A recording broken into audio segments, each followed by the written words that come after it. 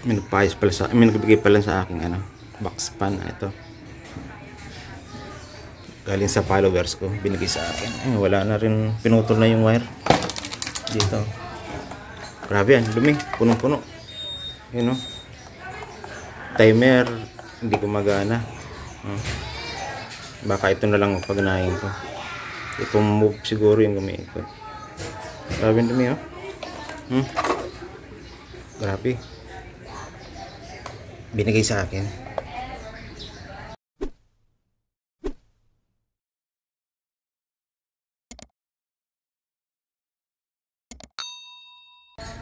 Yan.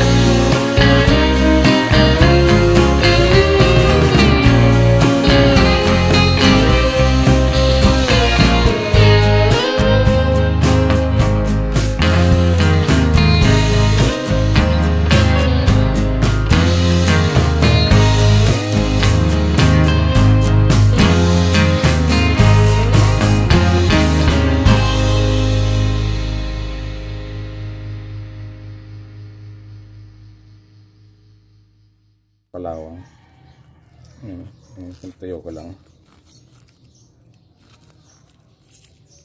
Yan. Ito yung tuyo na. Oh.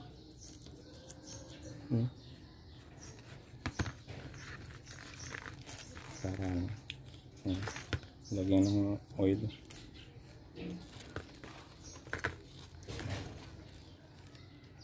So, ito yung niliha ko lang din. Original pa yung motor, malit lang motor na. Ito sa series valve. Ako, ang gulo.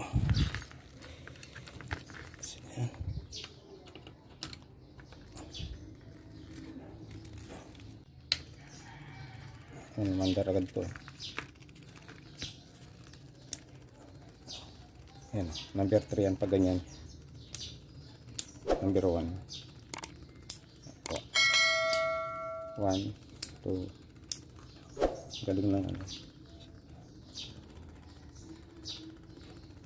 Ang pinas. Yung ano ko dito eh. Ayan o. Pagka nag-rewind ka nito, malalaman po tamang rotation ng ginagawang wiring. Ayan o. Pagka ang magnet nito, nagkokontra sa North Pole. Ayan, hindi magkontra siya.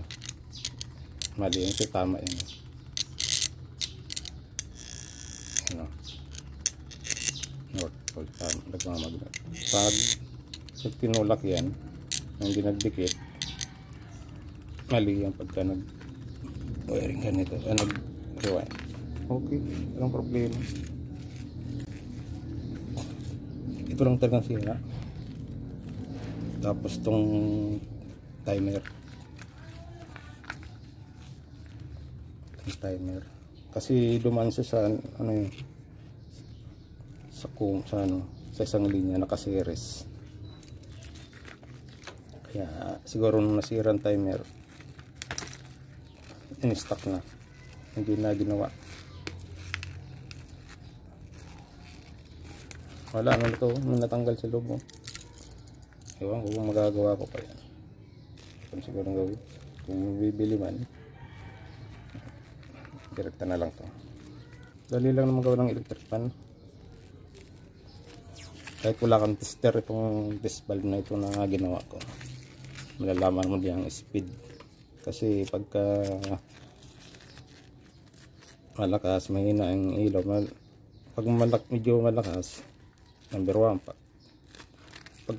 Pag mahina ang ilaw, yun, malalaman mo ng speed ng electric fan na ginagawa mo. Dali lang gawin ng electric fan. So wala na to.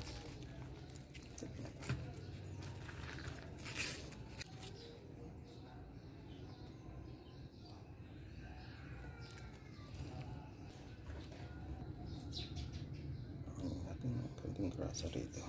Ganda ng pagkagrasa nito, original.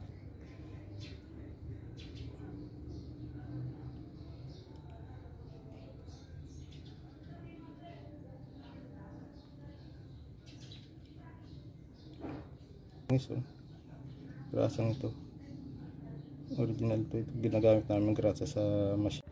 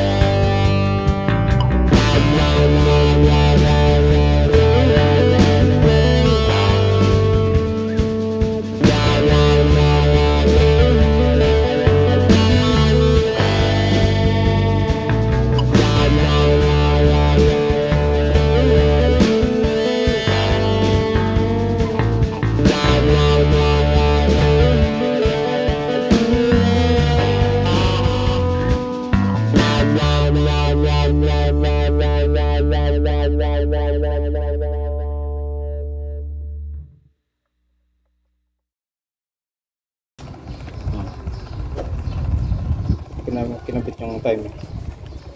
Sira na. Ayun, bango ng simoy ng hangin. Si hinugasan ko. Ayun. Q1. Baba lang watch niya. 1 pa lang yan. Maganda siya, oh. Ito. Oh. Balik-balik to eh pagka gusto mo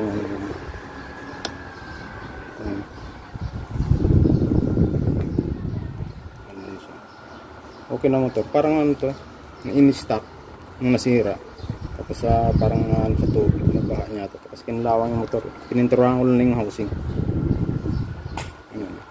Okay na siya, maganda to pagka ano, maganda na siya. Binigay sa akin ng follower. Paggawa kasi siya ng electric fan, di pa naman sa sunod. Nakakita niya siguro din sa kanina. Puno-puno ng alikabok. Okay naman motor. Ayan. Restoration, overhaul. Ayan. Okay na siya. Madali lang mag-repair ng mga electric fan. Basta alam mo yung step by step. Pagka sira naman ng motor, nabibili naman yung mura lang din naman ang motor nyo. Kung maroon ka magawa, try mo. Okay na siya. Thank you for watching. Paki-like and subscribe and hit the notification bell para update sa mga video ko. Thank you.